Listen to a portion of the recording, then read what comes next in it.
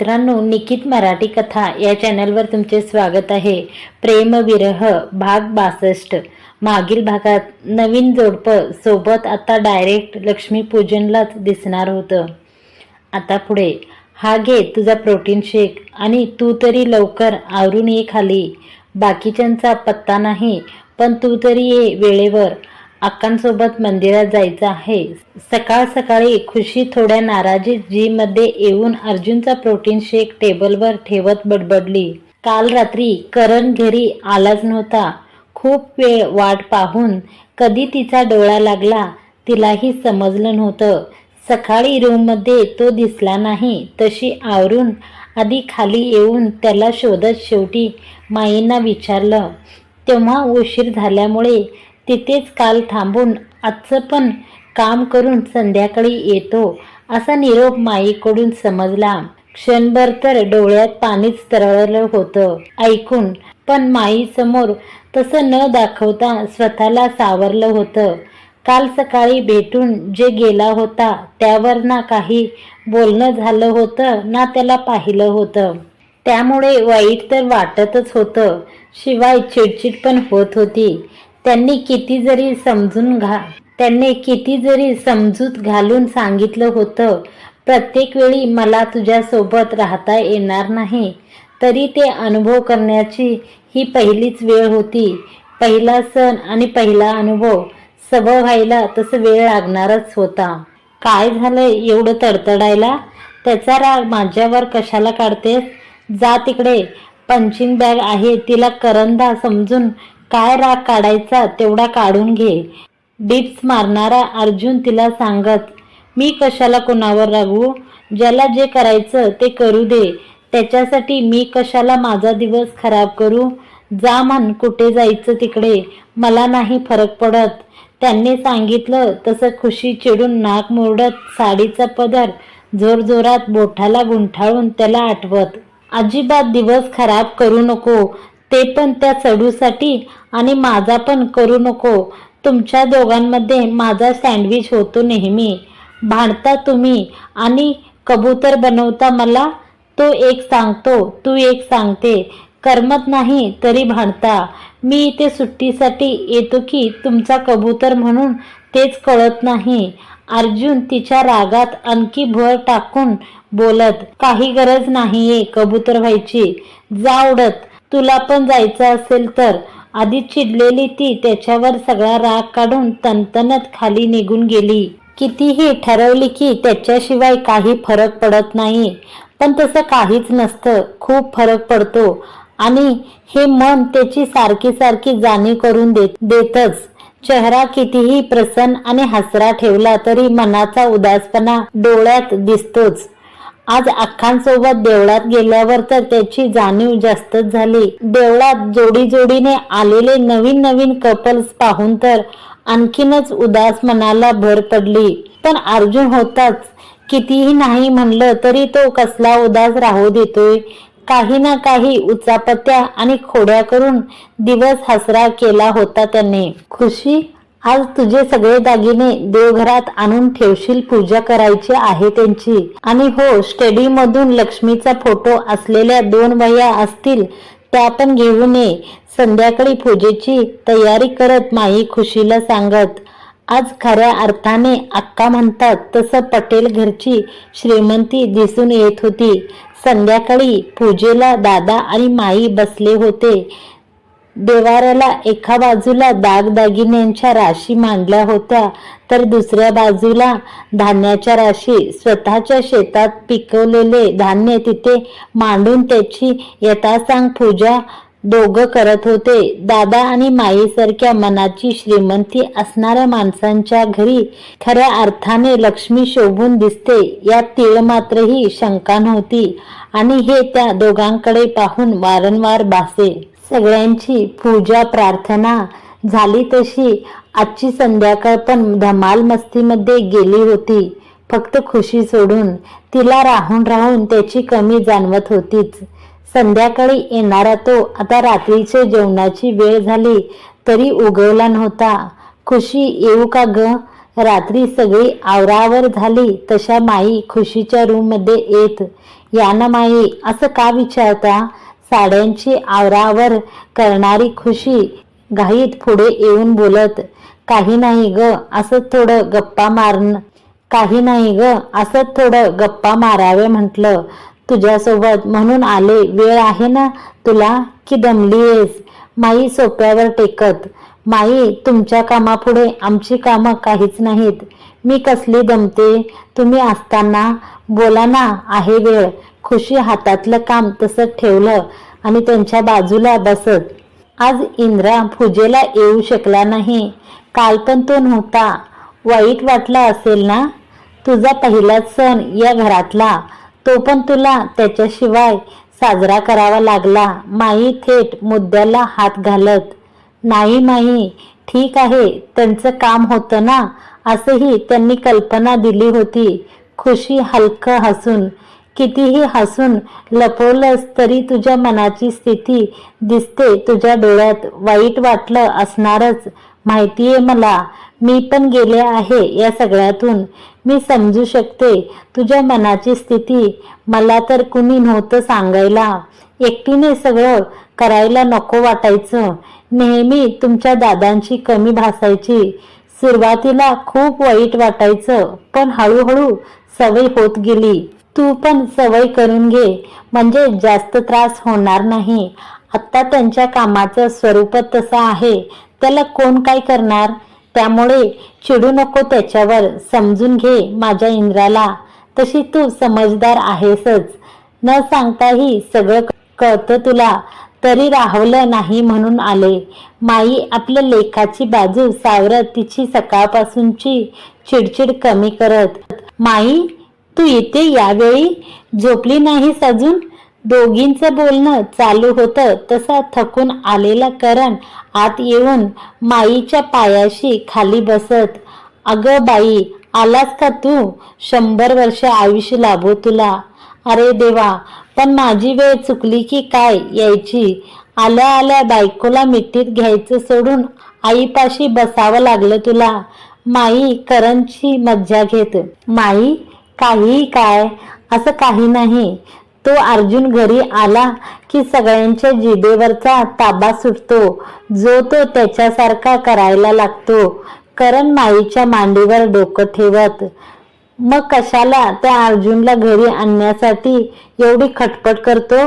त्याच्यापेक्षा जास्त तर तू खुश असतो तो घरी येणार म्हटलं की. दाखवतो एक आणि करतो एक.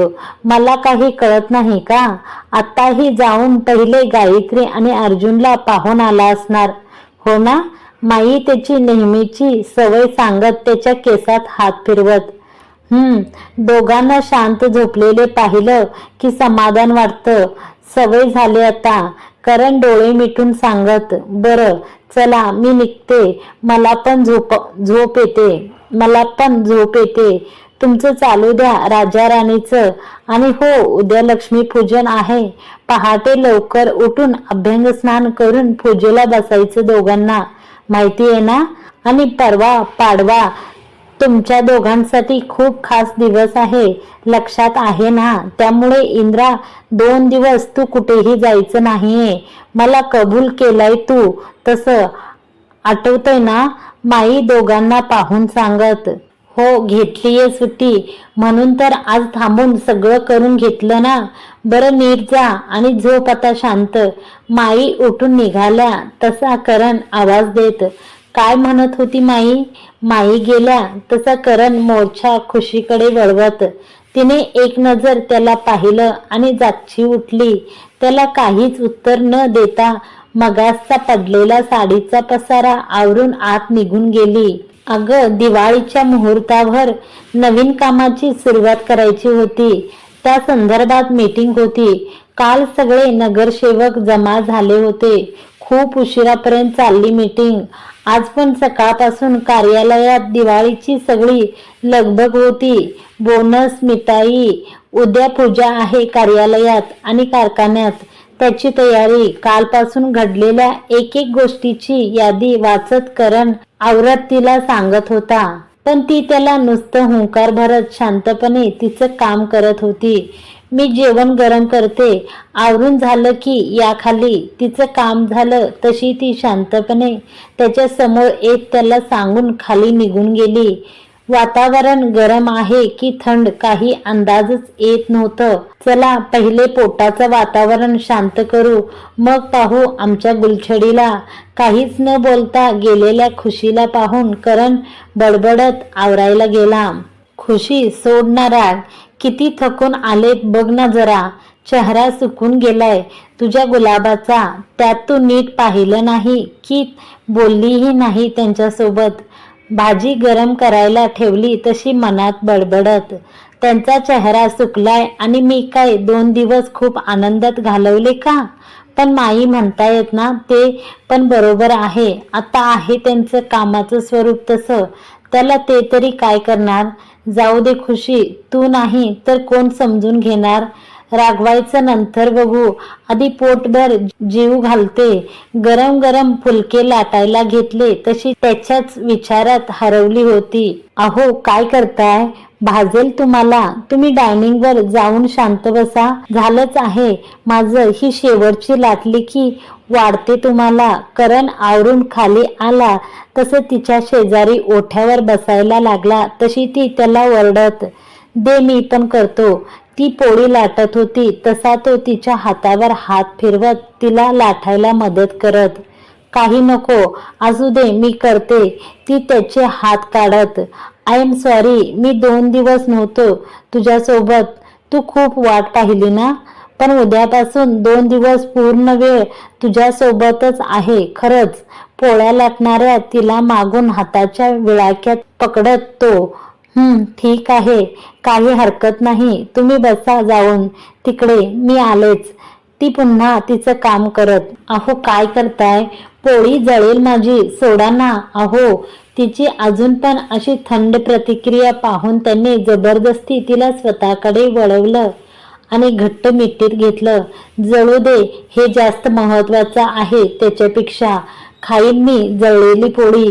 तू थांब अशीच. तिच्या बोलण्याकडे दुर्लक्ष करून तसा थांबून तो 2 दिवसाचा कसर भरून काढत. अहो कुणी येईल, सोडा ना.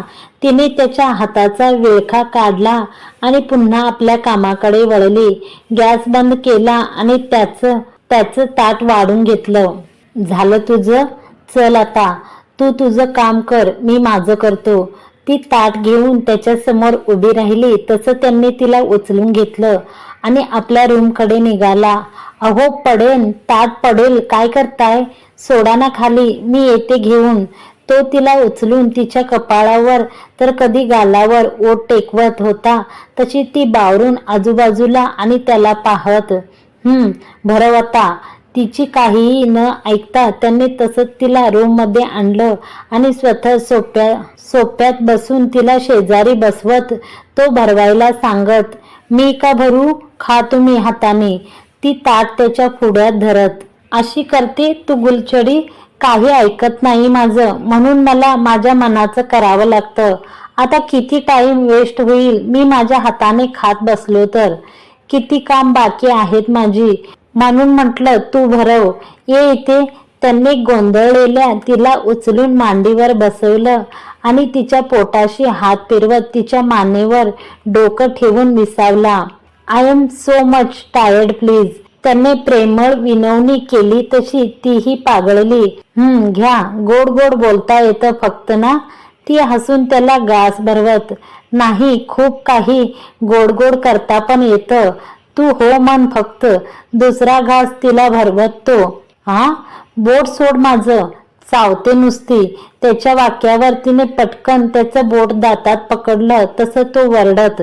प्रत्येक घासासरशी 2 दिवसाचा त्याचा थकवा आणि तिचा रुसवा स्नेहभोजनाने मिटवत दोघेही आत्ताचा आनंद घेण्यात रमून गेले होते. वेळ पहाटे. Good morning beautiful ladies. माई किती सुंदर दिसतेस तू. सकाळ सकाळी अर्जुन किचनमध्ये येऊन सगळ्या सुंदर सुंदर नटलेल्या बायकांना पाहून माईंना बिलगत, मस्का अजिबात लावायचं नाहीये. मला माहितीये हे सगळं कशासाठी चाललंय. माई त्याच्या गालात हलकस मारत. काय ग माई, आत्ताच तर झोपलो होतो मी, लगेच कशी काय सकाळ झाली? किती थंडी आहे बाहेर. आणि अगं हे उठणं पण किती थंड आहे ग, बघ ना, थोडं गरम कर की ओव्हन मध्ये. तुम्हाला काय पुरुष सापडतात का ग सगळे नवीन प्रयोग करायला आणि त्यांच्यावर अत्याचार करायला? एकतर इतकी थंडी आहे, त्यात हा थंड लेप लावून बसायचं. माईच्या मागे बडबडत अर्जुन मागच्या अंगणात आला. तिथे सगळ्यांसाठी पाट आणि त्याभोवती रांगोळी सजवून अभ्यंग स्नानाची तयारी केली होती. अर्जुन, नेहमीच आहे तुझं, पहिल्यापासून तुला हे उठणं तेल पाहिलं की थंडी वाजायला लागते. जा सगळ्यांना बोलवून आण, तयारी झाली आहे. वाट्यांमध्ये गरम तेल ओतत माई त्याला बाहेर पाठवत. आर्या कम, सगळ्यात पहिले तुझ्या करण मामाला उठवायला जाऊ. 2 दिवस त्रास दिला नाही ना त्याला. चल. गायत्रीच्या मागे मागे करत आर्या पण सकाळी उठून खाली आली. तसं अर्जुन तिला उचलून घेत. उता उता दिवाळी आली, मोती नानाची वेल झाली. उता उता मोती साबणाची वेल झाली. भू भू भू. अर्जुनने सांगितले तसे एकसाथ आर्या, गोपू, हिरा आपापल्या भाषेत जमेल तसं जोरजोरात वरडत दार बडवत होते. दोघांची वेगवेगळी आरोळी ऐकून अर्जुन हसून सगळ्यांना घेऊन आत शिरला. त्यांच्या आवाजाने साखर झोपेत असलेला उठला आणि डोक्यावरचं ब्लँकेट काढून त्यांचा गोंधळ पाहू लागला. करण मामा उठ, उठा, मोती नानाची वेळ झाली. आर्या पळत आत शिरली तशी नेहमीसारखं बेडवर चढून त्याच्या पाठीवर बसून त्याला उठवत. कोण मोती नाना? करण तसा झोपून आळसावलेल्या आवाजात विचारत. हे बघ मोती नाना, छान छान स्मेल. आर्या हातातला मोती साबणाचा वास घेत त्याच्या नाकाजवळ आणत. भो भो भो. त्याच्या भोवती गिरट्या घालणारी हिरा पण बेडवर पाय ठेवून त्याला आवाज देत. अर्जुन, काय करतोय? उठ लवकर. अर्जुन पण त्याची मस्ती करत त्याच्या ब्लँकेटमध्ये शिरला आणि थंड थंड हात त्याच्या गालावर लावला. तसं करण त्याला बडबडत. उठ मग लवकर, माईने बोलवलं आहे खाली. एवढ्या थंडीची आम्हीच का शिक्षा भोगायची? अर्जुन त्याला हलवून उठवत. एकीकडून गोपू, आर्या, हिरा सगळ्यांनी त्याला हैराण करून शेवटी उठवलंच आणि खाली पळून गेले. ही कुठे गेली सकाळ सकाळी? तिने यायचं उठवायला तर यांना पाठवलंय. लक्ष्मीपूजन आहे म्हणे. इथे तर आमची लक्ष्मी गायबच आहे. स्वतःची बडबडत तो उठला तशी आजूबाजूला नजर गेली. ती जरी नसली तरी आजूबाजूला तरी तिची झलक समोर सगळ्यातून दिसून येत होती. पहाटेच्या त्या अंधाऱ्या काळोखात त्याची रूम छान दिव्यांनी झगमगली होती. खूपच सुंदर वाटत होतं सगळं. समोर सजवलेली तिची फुलांची बाग, त्याला लावलेले छोट्या छोट्या लाईट्स, कंदील, रोपाशेजारी पणत्या, बाहेर सारखीच सजावट आत रूम मध्ये पण केली होती.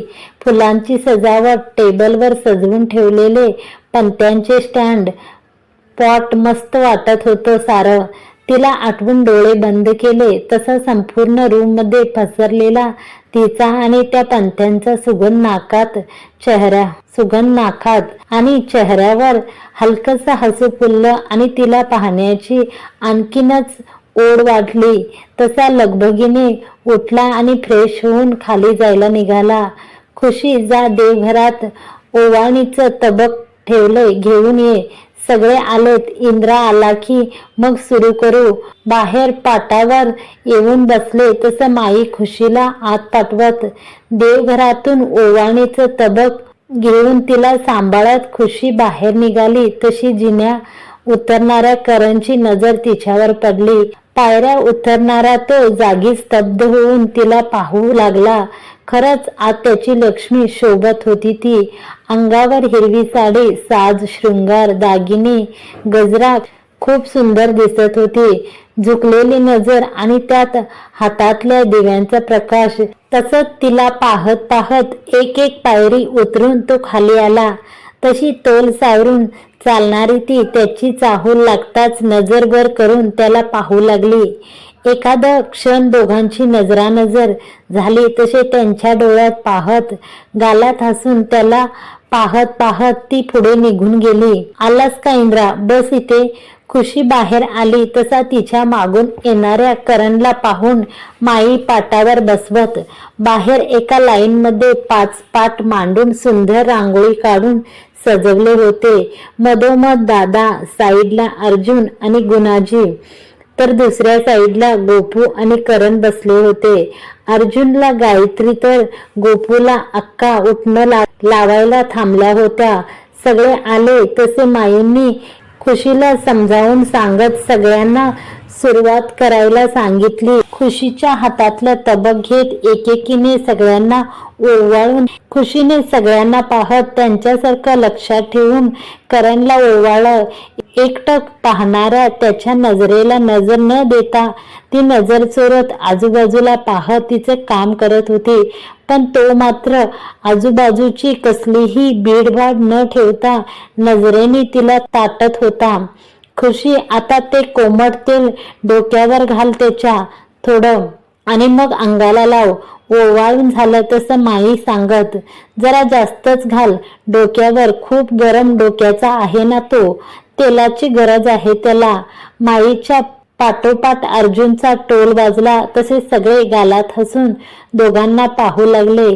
तू गप रे, तुझं सारखं त्याला त्रास देत असतोस. खुशी, तू लक्ष देऊ नको त्याच्याकडे, तू तुझं काम कर. माई त्याला दाटवत गप करत. खुशीने लाजून एक नजर सगळ्यांवर फिरवली आणि त्याच्या समोर उभी राहून त्याच्या डोक्यावर तेल घातलं. केसातून हात फिरवत एखादा क्षणभर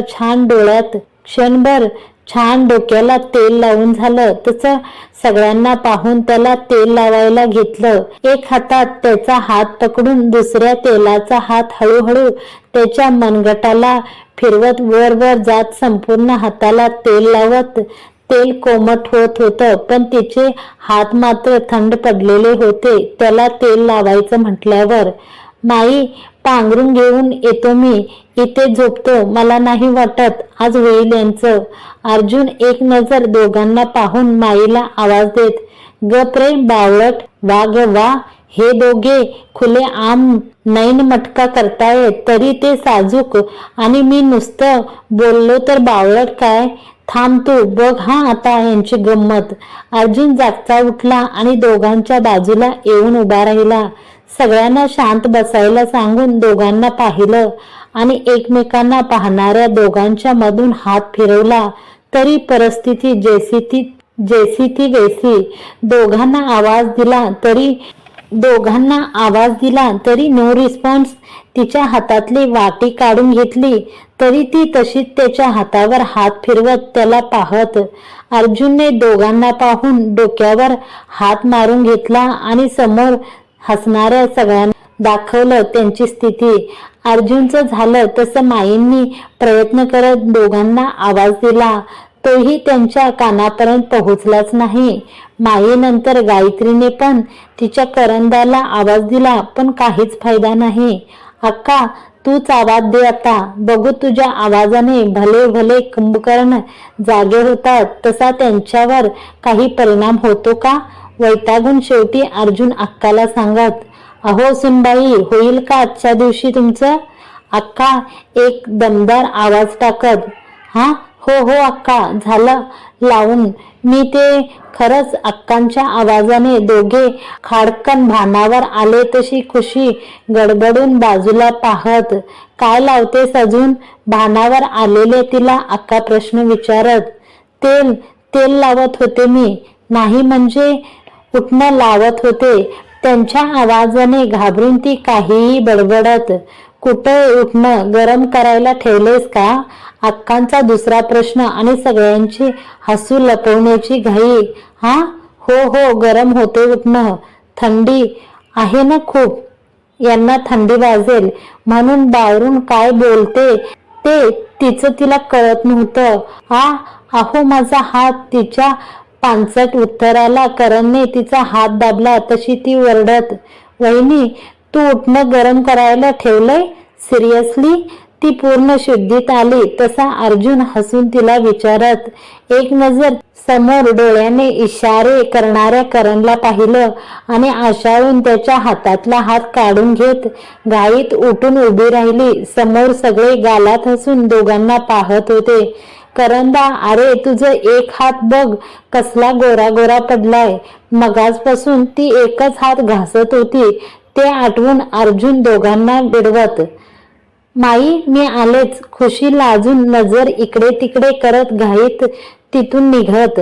अगं तिकडे गोटा आहे, कल्याणीला नको लावू उठणं, तिची झाली अंघोळ. जाण्याचा रस्ता इकडे आहे. पुन्हा घाबरून चूक झालेल्या तिला अर्जुनने आवाज दिला तसा एक हशा फिकला. सगळे तिची अवस्था पाहून पोट धरून हसायला लागले. तसं तिने डोक्यावर हात मारून घेतला आणि घाईत कुणाला न पाहता आत पळून गेली. मित्रांनो, आजचा भाग तुम्हाला कसा वाटला कमेंट करून जरूर कळवा. व्हिडिओ आवडला असेल तर व्हिडिओला जरूर लाईक करायला विसरू नका आणि कमेंट्स करायला विसरू नका. चॅनलवर पहिली वेळ असाल तर चॅनलला सबस्क्राईब करून घ्या आणि समोरचे बेल आयकॉन प्रेस करून ऑलवर सिलेक्ट करा. धन्यवाद मंडळी.